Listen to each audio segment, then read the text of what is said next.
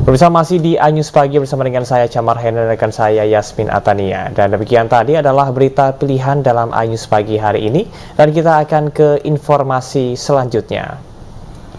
Ya pemirsa, jumlah pasien melonjak di semua rumah sakit di jalur Gaza selama Israel melakukan serangan intensif di Gaza.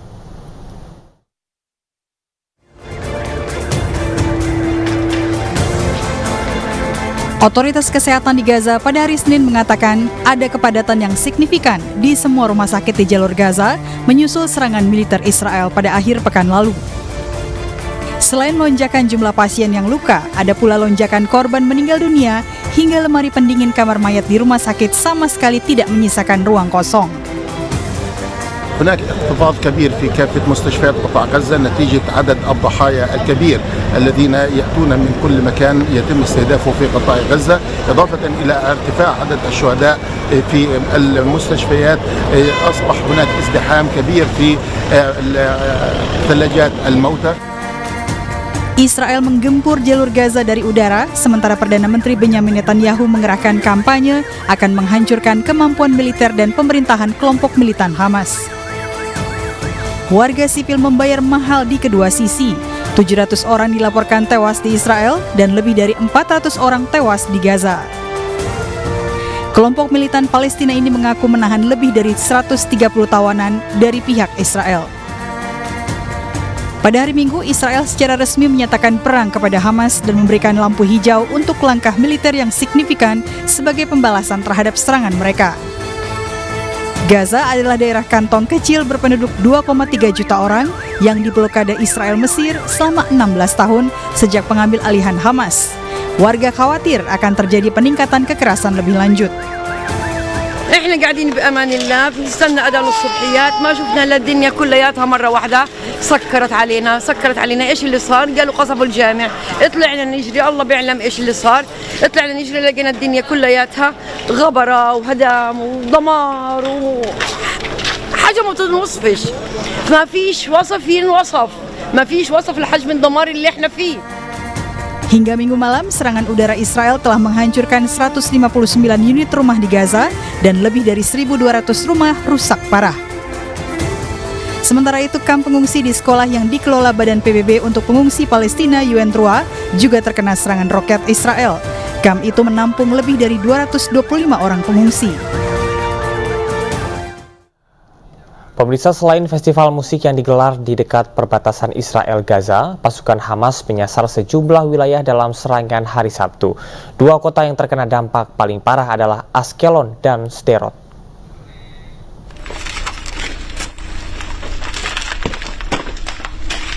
Polisi dan kru ambulans berkumpul di lokasi kejadian pasca serangan Hamas untuk merawat korban luka dan membersihkan area yang dipenuhi pecahan peluru. Lebih dari 24 jam setelah Hamas melancarkan serangan, pasukan Israel masih berperang melawan militan yang bersembunyi di beberapa lokasi. Setidaknya 700 orang dilaporkan tewas di Israel, angka kematian yang sangat besar yang belum pernah terjadi sejak Mei 2021, dan lebih dari 400 orang tewas di Gaza. Deklarasi perang oleh Israel menandakan pertempuran yang lebih besar di masa depan, dan pertanyaan utamanya adalah apakah Israel akan melancarkan serangan darat di Gaza. Sementara itu, Hamas dan kelompok jihad Islam yang lebih kecil mengklaim telah menangkap lebih dari 130 orang dari Israel. Warga Israel yang ditangkap dibawa ke Gaza dan mereka mengatakan akan ditukar dengan pembebasan ribuan warga Palestina yang dipenjarakan oleh Israel.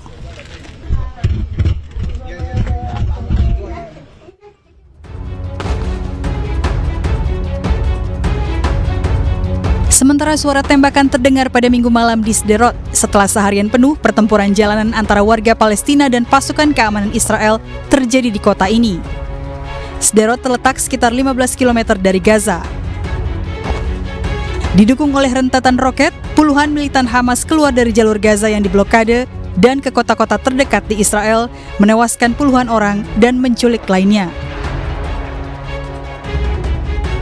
Dalam serangan yang kini meluas, kelompok bersenjata Hamas telah menyerbu 22 lokasi di luar jalur Gaza, termasuk kota-kota dan komunitas lain sejauh 15 mil dari perbatasan. Baku tembak terus berlanjut setelah malam tiba. Pejuang Hamas kemudian menyandera para tawanan di 2 kota.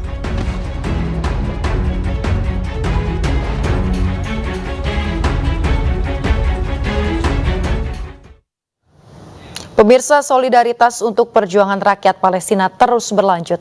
Tidak hanya di Timur Tengah, dukungan juga datang dari Australia, San Francisco, dan Berlin, Jerman.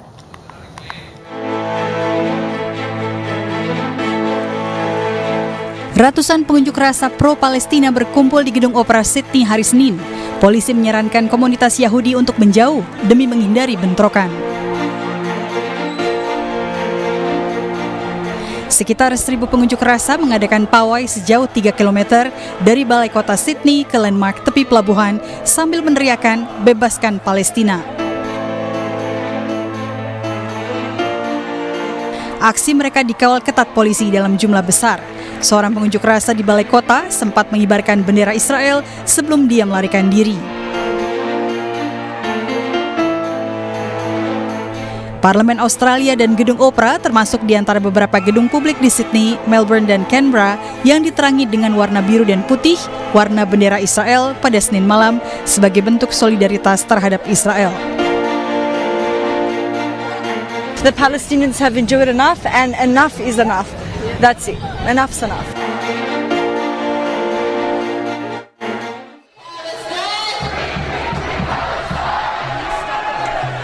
Para pengunjuk rasa di San Francisco, California berkumpul pada hari Minggu untuk menyuarakan dukungan mereka terhadap perjuangan Palestina.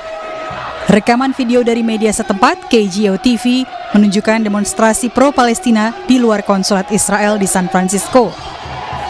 Selain San Francisco, demonstrasi damai diadakan di sejumlah kota di Amerika Serikat, termasuk di Washington, D.C. Israel secara resmi menyatakan perang pada hari Minggu, menandakan pertempuran yang lebih besar di masa depan dan kemungkinan serangan darat ke Gaza. Hamas menolak mengakui negara Israel dan menentang perjanjian perdamaian sementara Oslo yang dinegosiasikan Israel dan Organisasi Pembebasan Palestina PLO pada pertengahan tahun 1990-an.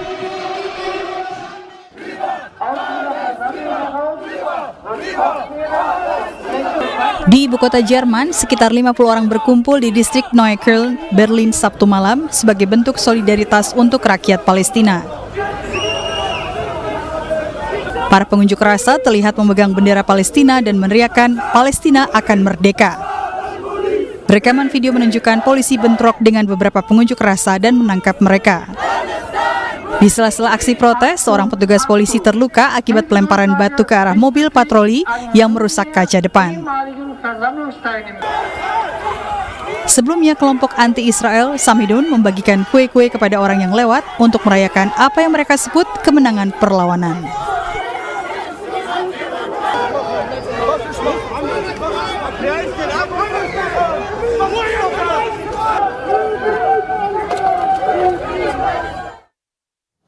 Sementara itu, pemirsa, Kementerian Luar Negeri Iran pada hari Senin mendesak dunia untuk menghentikan serangan Israel ke jalur Gaza.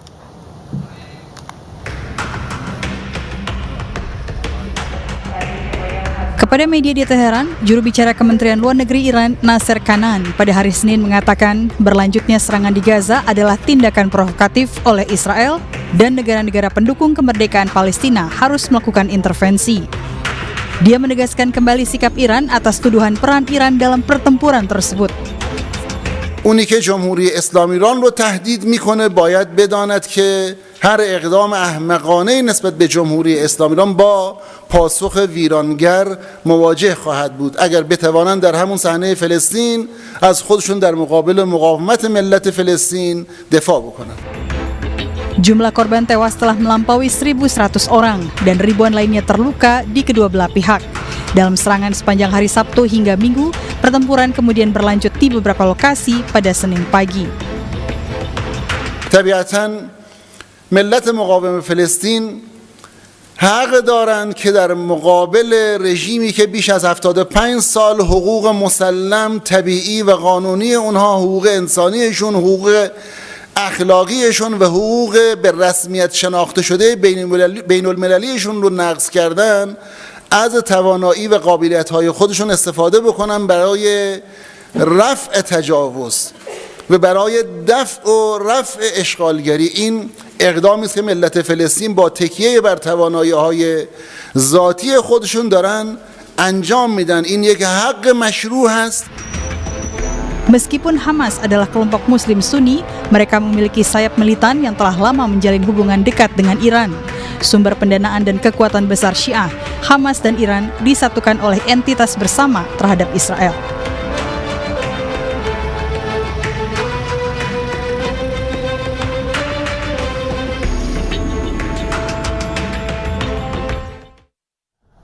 Perdana Menteri Palestina Muhammad Shtayyeh pada hari Senin menegaskan kembali hak warga Palestina untuk mempertahankan diri dari agresi dan kependudukan Israel.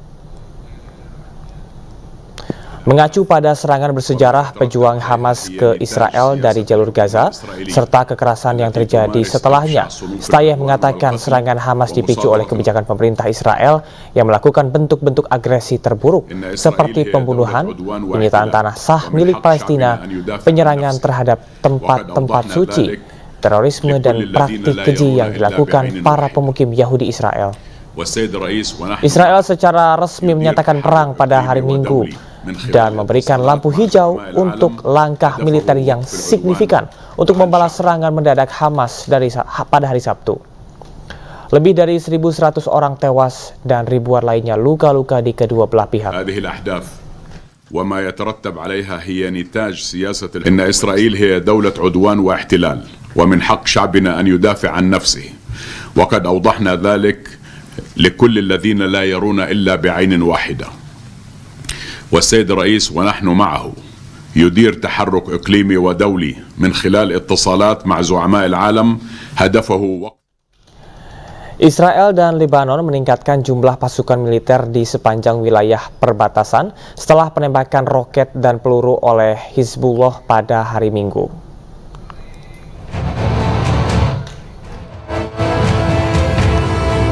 Baku tembak singkat terjadi di perbatasan Lebanon dan Israel Utara hari Minggu antara pasukan Israel dengan kelompok militan Hizbullah Lebanon. Israel membalas dengan menggunakan drone bersenjata. Di sisi Lebanon, dekat kota Kafar Kila, pasukan Israel terlihat berpatroli di kota Metula. Hizbullah membombardir 3 posisi militer Israel di wilayah sengketa di sepanjang perbatasan Lebanon dengan dataran tinggi Golan di Suriah yang diduduki Israel. Dalam sebuah pernyataan, kelompok militan tersebut mengatakan mereka menggunakan roket dan peluru dalam jumlah besar. Operasi tersebut dilakukan sebagai bentuk solidaritas dengan Hamas. احنا مع الاخوه بغزه ايد بايد حجر بحجر رصاص برصاص دم بدم صاروخ بصاروخ من ميلتنا رح نبلش بس ناطرين سماحه السيد. Media Lebanon mengatakan meski tidak ada korban jiwa yang dilaporkan dalam kedua serangan, 2 anak Lebanon terluka akibat pecahan kaca. Dataran tinggi Golan dianeksasi Israel pada tahun 1981. Meski spekulasi meningkat mengenai kemungkinan Hizbullah bergabung dalam perang, namun pemimpin kelompok tersebut, Hassan Nasrallah, belum memberikan tanggapan. Sementara para pendukung Hizbullah Lebanon mengatakan siap bergabung dengan Palestina di medan perang jika Nasrallah memberikan mereka lampu hijau. Pemirsa, sejumlah negara di dunia mengutuk kekerasan yang terjadi antara Palestina dan Israel. Serangan pejuang Hamas ke Israel dan serangan balasan telah menewaskan lebih dari 1.000 warga sipil dan kerusakan di kedua belah pihak. Sejumlah negara dunia bereaksi terhadap gelombang serangan kelompok militan Palestina Hamas ke wilayah Israel. Mereka mengutuk kekerasan yang terjadi saat Hamas menyerang Israel.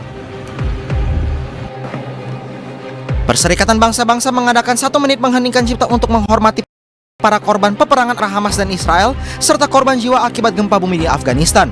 PBB dalam pernyataannya juga mengecam kekerasan yang terjadi antara Palestina dan Israel diikuti berbagai negara. The Secretary General also strongly condemns all violence in Syria and urges all parties to respect their obligations under international law.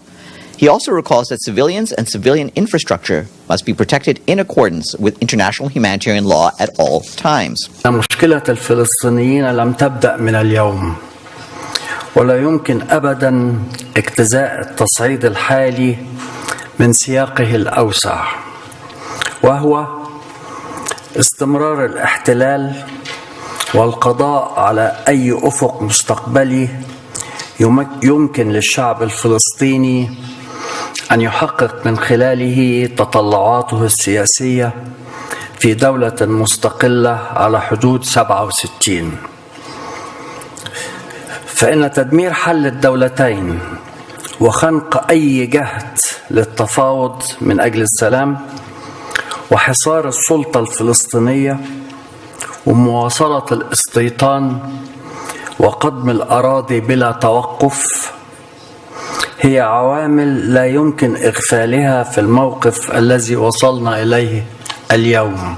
我们对紧张局势加剧和暴力升级深表关切。对于冲突造成平民伤亡感到十分痛心，我们反对和谴责伤害平民的行为。我们认为当务之急是尽快停火止战，恢复和平，共同推动局势。 Hingga kini lebih dari 1.100 orang tewas dan ribuan orang luka dari kedua belah pihak akibat peperangan ini.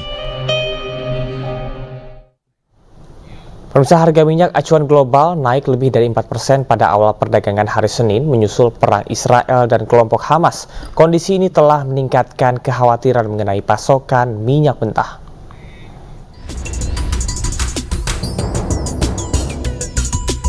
Minyak mentah Brent yang menjadi patokan untuk pasar minyak ringan di Eropa, Afrika, dan Timur Tengah pada hari Senin diperdagangkan 4,53% lebih tinggi, yaitu pada kisaran $88,41 Amerika Serikat per barel.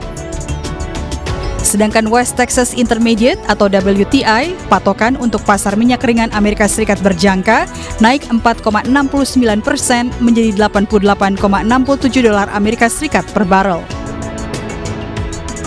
Kenaikan harga menandai pantulan dari tren harga turun selama sepekan terakhir ketika kekhawatiran mengenai tingginya suku bunga dan dampaknya terhadap permintaan minyak global mengakibatkan penurunan mingguan terbesar sejak bulan Maret.